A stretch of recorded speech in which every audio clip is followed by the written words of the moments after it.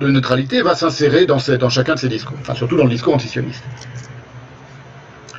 De leur côté, les sionistes diront que les juifs sont, à partir du XIXe siècle, sauvagement persécutés et massacrés en Europe de l'Est, avec tous les pogroms de Russie et de Pologne, à partir du XIXe siècle, donc on va dire de la seconde moitié du XIXe siècle, qu'ils sont méprisés et humiliés en Europe de l'Ouest, avec l'affaire Dreyfus, qui éclate aussi à la fin du XIXe siècle en France, de sorte qu'est remise en question, c'est une question et une remise en question qui est à la source même et à l'origine même de l'émergence du sionisme moderne, l'éventualité même d'un avenir paisible pour ce peuple comme minorité dispersée parmi les autres peuples majoritaires qui les ont accueillis depuis leur exil. Donc le sionisme, c'est d'abord une question sur y a-t-il un avenir pour les juifs sur cette terre? C'est ça l'une des principales questions du sionisme. C'est une constatation, si vous voulez, ou un questionnement destinal quant au destin des juifs. Le sionisme, c'est un questionnement destinal parce que jusqu'à maintenant, la réponse donnée à cette question, elle était purement religieuse. C'est-à-dire, les juifs sont en exil, en effet, de la terre promise. Cet exil de leur terre promise, il a été décidé par Dieu, et Dieu décidera un jour de les ramener dans cette terre promise. Mais l'exil et les malheurs du peuple juif font partie de son destin et participent du plan divin qui aboutira à la rédemption du peuple juif à l'ère messianique. Mais à partir du XIXe siècle, évidemment, les choses se posent autrement. D'abord parce que les pogroms en Europe de l'Est s'intensifient. Il y a toujours eu des massacres. Il y en a même eu quelques-uns dans les pays arabes. On verra ça prochaine fois. Pas avec la même intensité et pas avec la même fréquence, mais enfin, c'était pas une vie de tout repos non plus dans les pays arabes pour les juifs. Mais à partir du XIXe siècle, après la Scala, après les Lumières, le questionnement devient différent, et la réponse à la question « y a-t-il un destin et une possibilité de survie du peuple juif en exil et parmi des nations dispersées, parmi des nations où ils sont toujours en minorité ?» va se poser. Et selon la réponse qu'on lui donnera, on sera sioniste ou non. Pas vraiment anti-sioniste, il va y avoir en effet des querelles entre les rabbins et des gens très religieux à une certaine époque et les sionistes, en particulier parce que les sionistes veulent se séparer de la religion et de la réponse que la religion a donnée à cette question, mais c'est d'abord un questionnement, le sionisme. Il faut en avoir conscience. C'est ce que vous diront un sioniste, ce que vous diront les sionistes, évidemment, c'est la vision qu'ont les sionistes. Les sionistes ne se conçoivent pas comme des gens qui, tout à coup, vont aller découvrir du pays, à la Christophe Colomb, et vont aller envahir des étrangers. Voilà, ça, le point de vue sioniste, c'est pas du tout celui-là. C'est d'abord, quel est le danger qui menace le peuple juif? Très tôt, au tout début du XXe siècle, il y a des grands intellectuels sionistes qui vont dire le peuple juif est en danger d'extermination. En danger d'extermination. Ils ne pouvaient pas prévoir la Shoah, mais enfin si, d'une certaine manière, ils l'ont prévu. Ils ne pouvaient pas prévoir les modalités de la tentative d'extermination des Juifs d'Europe par les nazis, mais ils la pressentaient. Eux, ils la pressentaient sur le mode, évidemment, pogromiste. Le sionisme, donc, va répondre à cette question, à ce questionnement. Il va stipuler que le peuple juif ne sera enfin en sécurité, après 2000 ans d'insécurité, d'exil et d'insécurité, qu'en assurant son autodétermination politique et militaire dans un lieu où il sera en majorité. Et vous le savez peut-être, si vous connaissez un peu l'histoire du sionisme, c'est qu'il y a eu des propositions d'établir un État juif ailleurs qu'en Palestine. Alors il y a eu des propositions, la plus connue c'est l'Ouganda, en Argentine, avec la colonie du baron Hirsch, enfin, entre autres choses, au Texas, je crois. Enfin, il y a eu plusieurs propositions comme ça, et examinées par les sionistes, par les dirigeants du mouvement sioniste naissant. On appelait ça les territorialistes, et puis finalement ils se sont portés quand même principalement sur la Palestine, parce qu'il y avait une sorte de naturalité historique, spirituelle, sentimentale à l'égard de la Palestine, qui est en effet la terre d'origine du peuple juif, d'après l'interprétation sioniste et juive. Même ça c'est remis en question aujourd'hui, mais bon. Les Arabes considèrent les sionistes nourris d'un sentiment de mépris anti-judaïque, répercuté dans leurs textes sacrés. Donc c'est comme cela que pensent les sionistes, mais ça s'arc-boute à des textes qui existent. Il y a en effet une forme de mépris anti-judaïques qu'on peut retrouver dans les textes sacrés, à commencer par le Coran, dans le monde arabe. Donc les Arabes, selon les sionistes, nourris d'un sentiment de mépris anti-judaïque répercuté dans leurs textes sacrés depuis des siècles, et dès lors particulièrement manipulables idéologiquement contre les juifs par des propagandistes arabes, qui souvent d'ailleurs étaient des chrétiens orthodoxes, des Arabes chrétiens orthodoxes, qui ont tenu un discours antisémite sur le mode européen au début du XXe siècle, qui répercutaient ces propagandistes et diffusaient à grande échelle dans toute la région de la Palestine, donc la plus vile propagande antisémite européenne, les protocoles des sages de Sion qui ont été traduits en arabe au début du XXe siècle et diffusés et qui ont eu un énorme succès dans toute la région du Moyen-Orient, les discours nazis du grand moufti de Jérusalem, Husseini, qui était une des sommités et un des membres les plus influents du nationalisme arabe et du nationalisme palestinien, qui était un très grand antisémite et qui s'est allié à Hitler pendant la guerre, qui a été réfugié en Allemagne et qui s'est allié à Hitler pendant la guerre, tout ça on verra. C'est la cause, selon les sionistes, selon les juifs, première du conflit. De l'exil des Palestiniens, puisque après le conflit, il y a eu une guerre d'indépendance pour l'État d'Israël qui a amené cette guerre d'indépendance. On a vu la dernière fois que les gens n'étaient pas d'accord sur les causes de cet exil et sur les responsables, surtout les responsabilités de cet exil, mais l'exil il a eu lieu. Il y a eu près de 700 000 Palestiniens qui en quelques mois et quelques années ont été expulsés, exilés de Palestine, au début volontairement, on a vu tout ça la dernière fois, et qui ne sont pas revenus. Et que c'est la cause, tout ce que je viens de vous énumérer, de toutes les guerres qui s'en sont suivies, et il y en a eu beaucoup des guerres entre Israël et les pays arabes, après avoir obstinément refusé, les Arabes donc, d'accueillir paisiblement en Palestine de très pauvres, au sens économique, immigrants juifs, qui étaient en danger d'extermination en Europe de l'Est, puis en Europe de l'Ouest, parce que le refus d'accueillir les Juifs en Palestine s'est étalé sur toute la première moitié du XXe siècle, y compris pendant la Seconde Guerre mondiale. Il y a eu des quotas, il y a des limitations. Les Arabes ont exigé des Britanniques, s'ils voulaient qu'ils participent avec eux à l'effort de lutte contre l'Axe, de limiter l'immigration juive en Palestine. Donc tout ça est historique. Mais si vous voulez, c'est comme ça que les Juifs voient la chose. C'est pas seulement un discours idéologique. C'est que les Juifs prennent des éléments de l'histoire, de leur histoire et de l'histoire de ce conflit, et argumente ainsi en revenant à la cause première de ce conflit. Refusant donc les Arabes obstinément, on dit les Arabes en bloc pour dire les leaders arabes et les propagandistes qui influençaient grandement l'ensemble des populations arabes de la région. Refusant obstinément toutes les négociations pour partager avec eux, avec les Juifs, légalement, ce petit bout de terre semi-désertique. J'allonge un peu l'argumentation sioniste parce qu'après on va rester principalement aujourd'hui sur les antisionistes. Donc aujourd'hui je donne un petit peu d'éléments dans la manière dont fonctionne l'argumentation sioniste.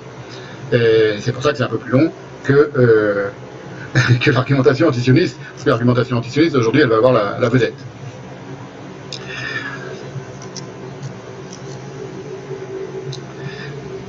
Petit bout de terre, donc, je vous ai montré la taille de la Palestine comparée à l'Oumma la dernière fois et à l'ensemble du monde arabe, c'est minuscule, c'est inframince, semi-désertique, pas complètement désertique, certes, mais quand même semi-désertique, il y a un climat semi-désertique à certains endroits de la Palestine, dans le Negev en particulier, il y a plusieurs parties désertiques de cette Palestine, donc c'est pas une région non plus qui était florissante et débordante de richesses naturelles.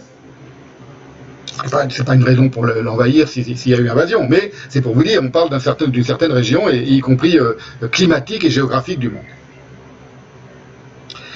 Sur laquelle donc les Juifs avaient d'imprescriptibles droits historiques et spirituels, et dont ils avaient acquis sur cette terre, depuis la fin du XIXe siècle, en toute honnêteté, commercialement, financièrement et pacifiquement, de larges portions rachetées à de grands propriétaires terriens musulmans. Donc ça n'a pas été une invasion militaire du tout. L'immigration juive en Palestine, ça a été une opération en partie commerciale.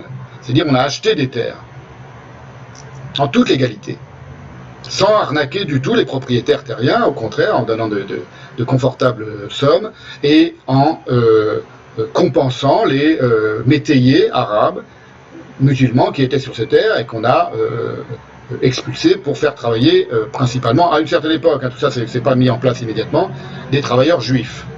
pour créer cet État, pour créer cette nation. On verra, c'est évidemment une des sources du conflit aussi. Une des sources du conflit, ce remplacement des travailleurs arabes par des travailleurs juifs. Pas tout le temps, pas toujours. On verra que Youssef Boussouma le dit, et dit il y a eu un apartheid immédiatement imposé par les juifs entre le travail juif et le travail arabe. C'est faux.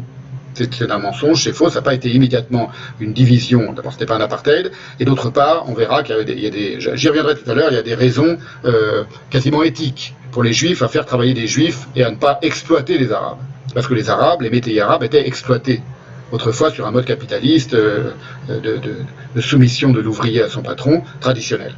Et comme les sionistes venaient, vous le savez, principalement, surtout à partir de la seconde vague d'immigration de Russie, des marxistes, des communistes, pour eux c'était inadmissible. Voilà. C'est une des raisons, ça s'est développé très longuement et très minutieusement par l'extraordinaire et l'excellent Georges Bensoussan. Plus je le lis et plus je regarde ses conférences, je vous enverrai des liens vers ses conférences sur les Juifs en pays arabe, plus d'admiration et d'estime pour cet homme, Georges Bensoussan, qui pour moi est aujourd'hui en France, en tout cas le meilleur historien de la question.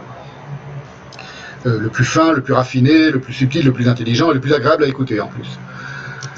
Georges Bensoussan montre à quel point, en effet, ça a été un souci majeur pour les sionistes socialistes, le sionisme ouvrier, qui est l'immense majorité du mouvement sioniste. C'est principalement un mouvement ouvrier et socialiste, le sionisme, l'idée de ne pas exploiter les pauvres qui existaient déjà, les pauvres métiers arabes qui existaient déjà en Palestine, et de ne pas exploiter non plus les travailleurs juifs, et donc de recréer un prolétariat qui serait lui-même, qui s'autodéterminerait, un prolétariat juif qui s'autodéterminerait et qui ne serait pas dépendant des rapports de force et des luttes de classe typiques du capitalisme.